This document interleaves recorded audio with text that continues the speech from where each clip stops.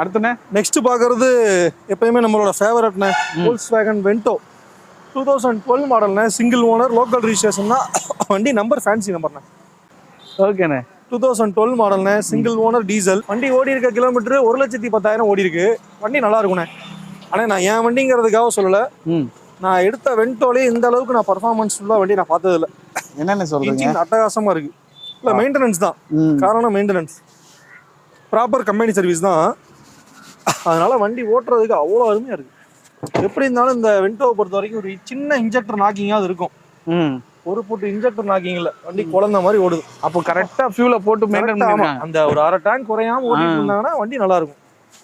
Worth for மணினா இந்த வண்டியை பொறுத்தவரை ஒரு ஒரிஜினாலிட்டி வென்டோ தேடுறவங்களுக்கு பெஸ்ட் ஆப்ஷன் இதுதான். அப்போ இந்த வண்டி எடுத்தா அந்த காசுக்கான வேல்யூ உண்டு. இந்த வண்டி எடுத்தா எங்க கம்பெனி பேர் சொல்லணும்.